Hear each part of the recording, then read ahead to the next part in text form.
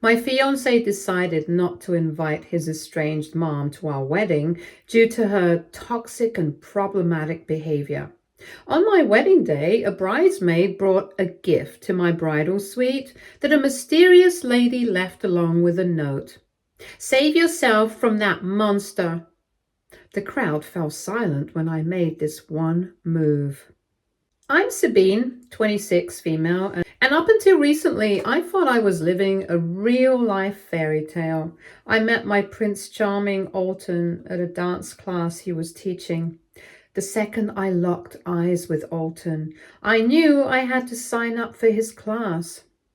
Our first interaction went something like this. All right, everyone, let's start with a basic salsa step. 1, 2, 3. 1, 2, 3. Is it more like 1, 2, face plant? Close, but not quite. Here, let me show you. He came over and gently guided my steps. I swear I felt electricity the moment he touched my hand. Cheesy, I know, but it's true. After class, he asked me if I wanted to grab coffee, and the rest, as they say, was history. We dated for 2 years before he popped the question, and I was over the moon. Everything was perfect. Or so I thought. See, there was one tiny cloud hanging over our relationship. Alton's mom, Christine. Now, I'd never actually met the woman. Alton always said she was toxic and problematic, and that he'd cut her out of his life years ago. Being the supportive girlfriend and later fiancée that I was, I never pushed the issue. If he said she was bad news, I believed him. I remember asking about her once, early in our relationship. So, do you ever talk to your mom? No, and I'd rather keep it that way. I'm sorry, I didn't mean to pry. It's just family's important to me, you know. Look, Sabine, my mom, she's not a good person. She's done some really messed up things, and I'm better off without her in my life. Can we please not talk about this? Of course, babe. I'm sorry I brought it up. After that, I rarely mentioned Christine, and each time I did, he'd shut it down. I eventually stopped because I didn't want to remind him of his trauma. But I'd be lying if I said I wasn't curious. What could this woman have possibly done to make her own son cut her off completely? Fast forward to our wedding planning. We were about 6 months out, and the topic of guest lists came up. I was going through my side of the family when Alton dropped a bomb on me. Babe, I've been thinking. I don't want to invite my mom to the wedding. Oh, are you sure? I mean, I know things are rough between you two, but it's your wedding day. I'm sure. Having her there would just cause drama, and I want our day to be perfect. Please, can you just support me on this? Of course, honey.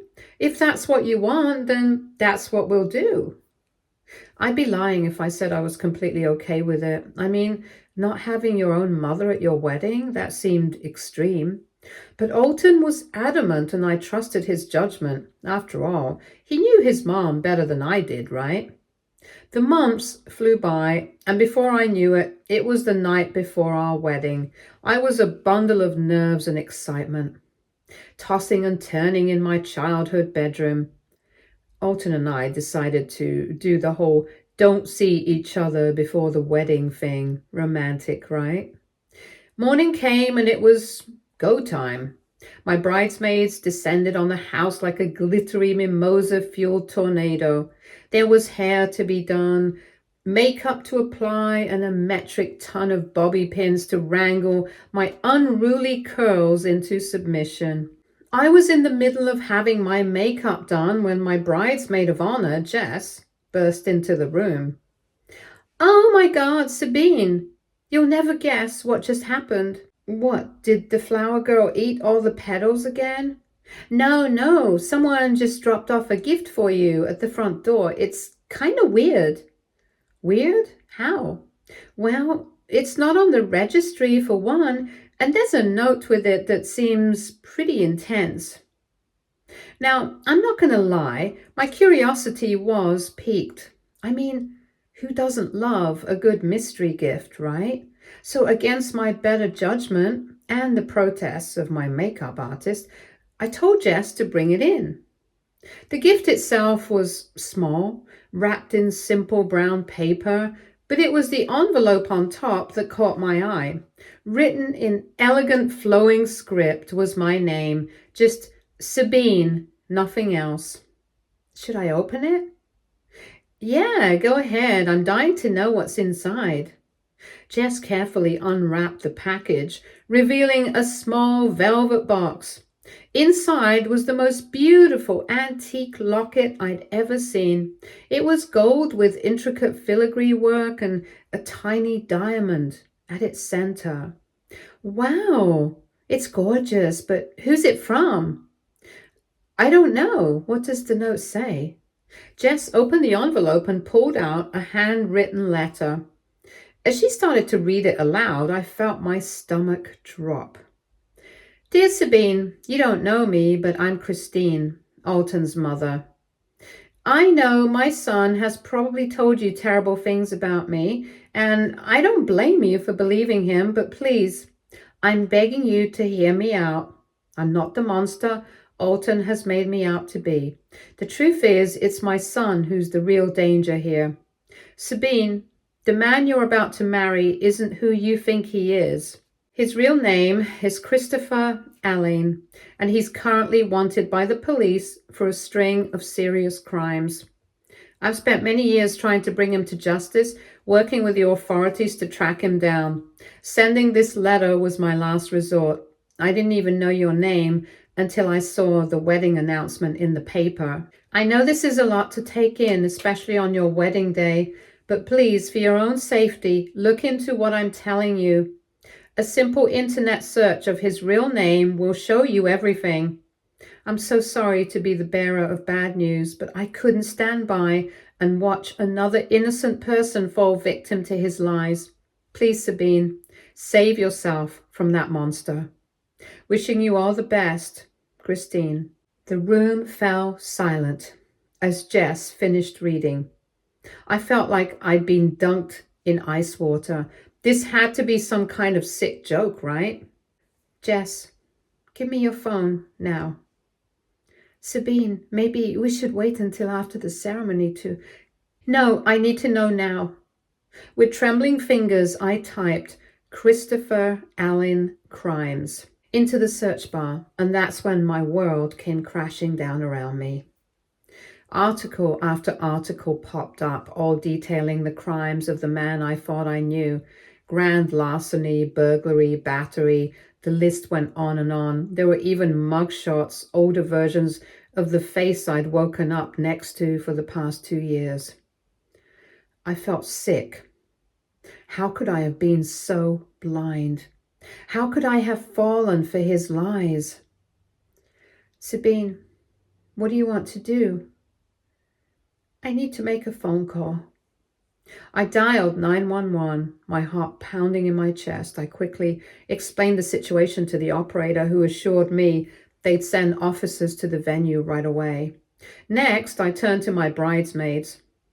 Ladies, change of plans. We're still going to the church, but not for the reason you think. I filled them in on what was about to happen, watching their faces change from shock to anger to determination. These girls had my back no matter what. We arrived at the church, and I could hear the murmur of guests inside. Alton, or should I say Christopher, was waiting at the altar, completely unaware of the storm that was about to hit. The music started and I began my walk down the aisle. I could see the love and adoration in Alton's eyes, and for a split second, I almost wavered, but then I remembered Christine's words. Save yourself from that monster. I reached the altar and the pastor began the ceremony. Dearly beloved, we are gathered here today to witness the union of Alton and Sabine in holy matrimony. If anyone can show just cause why this couple cannot lawfully be joined together in matrimony, let them speak now or forever hold their peace. This was it, my moment of truth. Actually, I have something to say. The crowd gasped. Alton looked at me confused and worry etched across his face. Sabine, what's going on? I'm sorry, everyone, but there won't be a wedding today, at least not the kind you were expecting. I turned back to Alton, my voice growing stronger with each word. Your mother contacted me this morning. What? How? She's smarter than you give her credit for, Christopher. That's right. I know your real name. I know everything.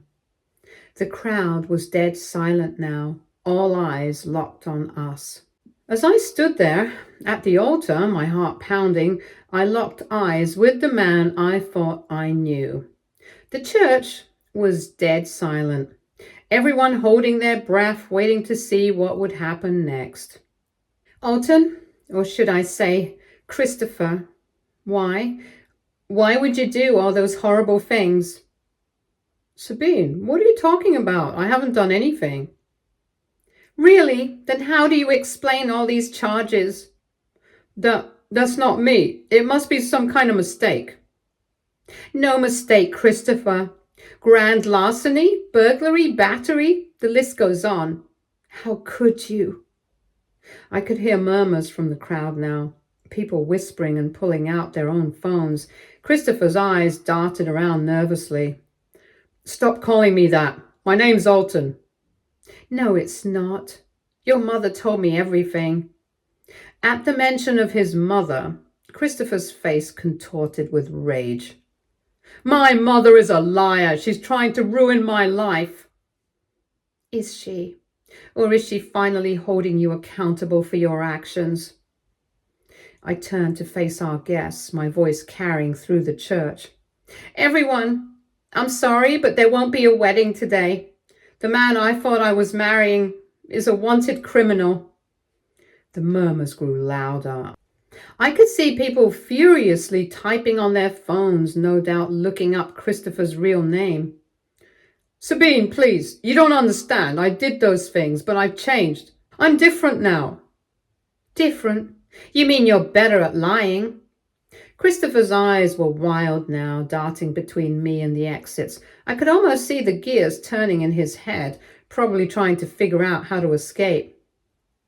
You don't know what you're doing, Sabine. I had a plan. We were going to start over, move to another state. No one would have ever known. And you thought that would make it okay? That you could just run away from your past? I deserved a second chance. Who are you to judge me? Just then, someone in the crowd shouted out, Oh my God, it's true. I found the articles. More voices joined in, people expressing shock and disgust. Christopher's face fell as he realized he was cornered. You know, Christopher, karma has a funny way of catching up with people who deserve it. Christopher lunged forward, grabbing my arm. Before I could react, my dad and a couple of groomsmen tackled him to the ground. As they held him down, I heard sirens in the distance growing louder. Oh, and one more thing. The police are on their way. It's over, Christopher. You've ruined everything. No, Christopher, you ruined everything yourself, and now you're going to face the consequences. As the police burst through the doors, making their way to him, he was still desperately attempting to get to me. Sabine, please, let me explain. Save it. Your mom did some pretty amazing detective work, you know. Turns out you're not as sneaky as you think. I watched the man I thought I loved being read his rights and handcuffed and led away. It wasn't the wedding day I'd imagined, but in that moment I knew I'd dodged a bullet. Sometimes the happiest ending is the one where you save yourself. The next few minutes were, of course, chaos. Guests were screaming, the police were reading Christopher his rights, and I just stood there watching as my whole world imploded. As they were stuffing Christopher in the cop car, I made my way outside to see what was happening to the man I thought I knew, and he managed to sputter out to me one last time. You regret this, Sabine. I loved you. No, Christopher, you love the idea of me, the girl you could manipulate and control. But guess what? That girl doesn't exist anymore. And with that, he was gone.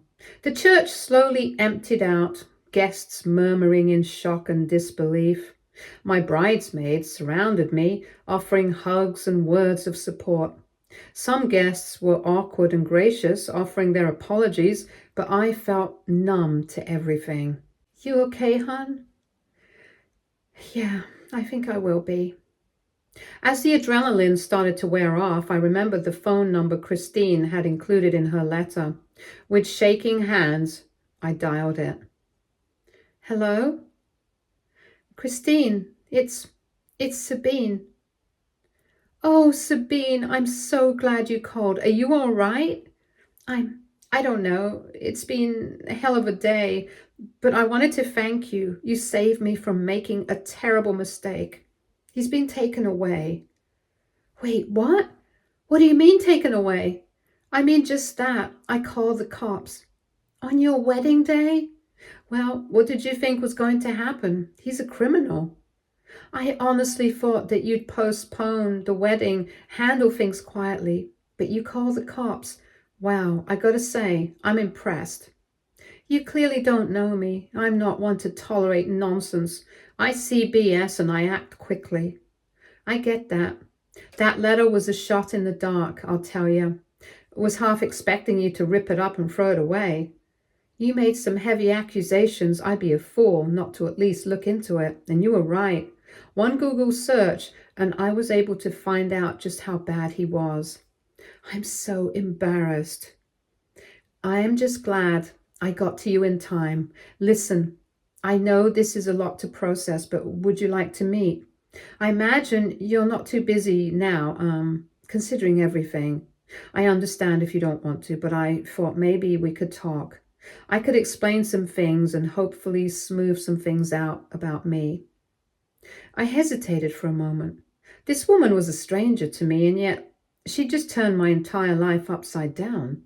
But something in her voice, a mixture of hope and fear, made me say yes. We agreed to meet at a nearby local mall in an hour.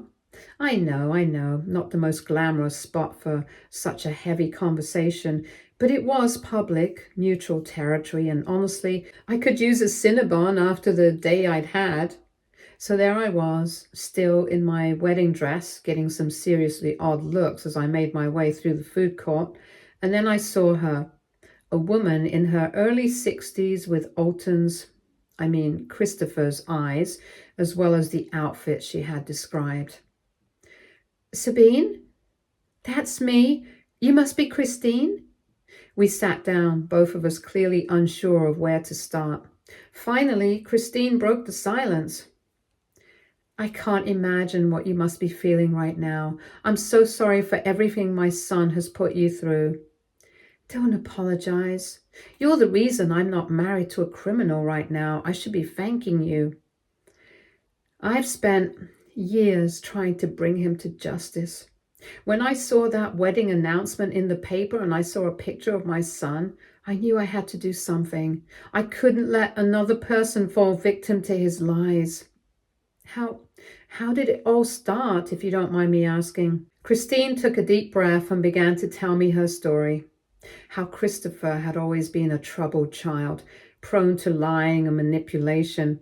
How she tried everything to help him, therapy, tough love, even sending him to a boarding school for troubled teens. But nothing seemed to work. As he got older, his crimes escalated. What started as petty theft turned into more serious offenses. Christine found herself covering for him, making excuses until one day she realized she was enabling his behavior. The final straw was when I caught him stealing from my own mother, his grandmother. That's when I knew I had to turn him in. You reported your own son to the police? It was the hardest thing I've ever done, but I knew if I didn't, he'd never stop. He'd keep hurting people and keep running from the consequences of his actions. So that's why he told me you were toxic and problematic. I'm sure in his mind I am. I betrayed him after all, but I did it because I love him, the real him, not this persona he's created. We talked for hours, Christine filling in the blanks of Christopher's past. It was like putting together a jigsaw puzzle, each piece revealing more of the man I thought I knew. She told me how she managed to be so resourceful and be a sleuth, considering the police didn't seem to take the case seriously. She had to take things into her own hands. It's actually pretty clever when you think about it. So Christine had been trying to track down Christopher for years, right? She knew he was out there somewhere living under a false name, but she could never quite pin him down. That is, until she saw the wedding announcement in the local paper. Now, the announcement didn't give much info, just Alton, Maine, and Sabine to wed. No last name for the bride, which was frustrating for Christine, but it did give the wedding date and venue. That was her in. Christine knew she couldn't just show up at the wedding. Christopher would spot her immediately and probably bolt. So she had to get creative. She started by calling the venue, posing as a distant relative who wanted to send a gift but had lost the invitation. Hello, I'm calling about the Benson wedding on Saturday. I'm a great aunt and I've misplaced my invitation. Could you confirm the bride's name for me? I'm sorry, ma'am, but we can't give out that information. Oh, of course, I understand. Well, can you at least tell me where I should send the gift? The venue staff, probably thinking they were being helpful, gave Christine the address for gift deliveries. It wasn't my home address, but it was a start. Next, Christine staked out the venue the day before the wedding. She watched as deliveries came in, flowers, catering supplies, and yes, gifts. She noticed that each gift had a tag with the couple's names on it. That night, after most of the staff had gone home, Christine snuck into the property. She found the gift table and quickly scanned the tags until she found one with my full name. Bingo. Now she had a name and a venue, but she still needed to get the gift to me directly. And that's where her detective skills really came in handy. She did some quick online sleuthing and found my parents' address. Thank you, public records. Early on the morning of the wedding, before anyone was up, Christine drove to my parents' house. She left the package on the doorstep, rang the bell, and attempted to get away. But my bridesmaids were prepping and were up and about, so Jess answered the door pretty quickly and caught her, which is why Jess found her so mysterious. She was wearing a hat and sunglasses in 80-degree weather. It was a risky plan with a lot of moving parts, but Christine was desperate. She knew this might be her only chance to stop Christopher before he hurt someone else. The craziest part? If my bridesmaid hadn't brought the gift to me right away, if I hadn't opened it immediately, or if I dismissed Christine's letter as the ramblings of a bitter ex-mother-in-law and crazy and toxic mother, none of this would have worked. It was a 1,000,000-to-1 shot, but sometimes that's all you need. Looking back, I'm amazed at Christine's determination and resourcefulness. She put all the pieces together just in time, risking everything on the chance that I'd listen to a stranger's warning. It's not exactly the fairy godmother story I imagined for my wedding day, but hey, it's got the job done. As our conversation wound down, I found myself feeling grateful to this woman who had the courage to do what was right, even when it meant going against her own child. Christine, thank you for everything. I know this can't have been easy for you. It wasn't, but knowing that I was able to save you from a life of lies and heartbreak, it makes it worth it. I want you to know I'm going to get help with the case against your son. I'll testify if I need to. Christine reached across the table and squeezed my hand. Thank you, Sabine. You're an incredibly strong young woman. I'm just sorry we had to meet under these circumstances. As we said our goodbyes, I felt a strange mix of emotions, sadness for the future I thought I'd have, anger at the lies I'd been fed, but also hope that maybe, just maybe something good would come out of all this mess. Walking out of the mall, still in my wedding dress, which was now sporting a lovely food court grease stain, I couldn't help but laugh at the absurdity of it all. Here I was on what should have been my wedding night, bonding with the mother-in-law I never knew I had over our shared trauma. Life's funny like that sometimes, you know. You think you've got it all figured out, and then bam, the universe throws you a curveball. But standing there in the parking lot, watching the sun set on the craziest day of my life, I realized something important. I was going to be okay. Sure, my heart was broken. My trust had been shattered. I had a whole lot of explaining to do to friends and family, not to mention a whole bunch of wedding gifts to return. But I was alive, I was free, and most importantly, I had dodged one hell of a bullet. As I drove home, still processing everything that had happened, I couldn't help but think about all the little red flags I'd ignored throughout my relationship with Christopher. The way he'd get defensive when I asked about his past, how he never wanted to introduce me to old friends or co-workers. The mysterious phone calls he'd take in private. It all made sense now, and I felt like such an idiot for not seeing it sooner. But Christine's words echoed in my mind. You're an incredibly strong young woman. And you know what? She was right. I might have been fooled, but I was strong enough to face the truth when it came out. The next few weeks were a whirlwind. I had to give a statement to the police, detailing everything I knew about Christopher's activities during our relationship. It wasn't much. He'd been careful to keep me in the dark, but every little bit helped build their case.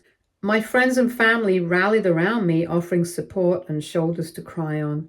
Jess, bless her heart, even organized a non-wedding reception party for me. It was basically just an excuse to drink margaritas and burn all the photos of Christopher I had, but hey, it was exactly what I needed. About a month after the non-wedding, I got a call from Christine. Sabine, I hope I'm not bothering you, but I have some news. What is it? Is it about Christopher? Yes, the trial date has been set. It's going to be in 3 months. Okay, what do you need from me? The prosecutor wants you to testify. I know it's a lot to ask, but I'll do it. Whatever it takes to make sure he can't hurt anyone else. Thank you, Sabine. You have no idea how much this means to me. As I hung up the phone, I felt a mix of dread and determination. The thought of facing Christopher in court terrified me, but I knew it was necessary, not just for me, but for all the other people he'd hurt, and those he might hurt in the future if he wasn't stopped. The day of the trial arrived faster than I had expected. I stood outside the courthouse, smoothing down my blazer and trying to calm my nerves. Christine walked up, looking just as anxious as I felt. You ready for this? As ready as I'll ever be. We walked into the courtroom together, and I felt my heart skip a beat when I saw Christopher sitting at the defense table. He looked different, thinner, with dark circles under his eyes. When he saw us, his face twisted into a sneer. The trial itself was brutal. I had to relive every moment of our relationship, dissecting it for the jury to show how Christopher had manipulated and lied to me at every turn. His lawyer tried to paint me as a jilted ex, out for revenge, but I held my ground. I'm not here because I'm angry about a failed relationship. I'm here because the man I thought I knew, the man I was going to marry, is a criminal who has hurt countless people, and he needs to be held accountable for his actions. When it was Christopher's turn to testify, I braced myself for more lies. But something unexpected happened. As he sat there trying to charm the jury with his sob story, I saw him for what he truly was, a scared little boy who'd never learned to take responsibility for his actions. In that moment, all the anger and hurt I'd been carrying around melted away. I didn't forgive him, not by a long shot, but I pitied him. And I realized that the best revenge wasn't seeing him punished, though that was definitely a bonus. The best revenge was living my life well, free from his toxic influence. After what felt like an eternity, the jury came back with their verdict, guilty on all counts. As the bailiff led Christopher away, he looked back at Christine and me one last time. There was no anger in his eyes now, just a profound sadness. "I'm sorry to both of you." And then he was gone. Outside the courthouse, Christine and I hugged each other tight, both of us crying tears of relief and exhaustion. "It's over. It's finally over. Yeah, now we can both start to heal." In the months that followed, Christine and I developed an unlikely friendship. We'd grab coffee every few weeks, sharing stories and supporting each other through the aftermath of Christopher's deception. It was strange. She was supposed to have been my mother-in-law, but instead she became something of a mentor and a friend. One day, as we sat in our favorite cafe, Christine asked me a question that caught me off guard. "Sabine, do you think you'll ever be able to trust someone again? You know, romantically?" I paused, considering her words carefully. "Honestly, I don't know. What happened with Christopher, it left some pretty deep scars. But I hope so. I don't want to let his actions define the rest of my life, you know?" "That's a healthy attitude. And for what it's worth, I think you will. You've got a big heart, Sabine. Don't let one bad apple spoil the whole bunch." Her words stuck with me long after our coffee date ended. And you know what? She was right.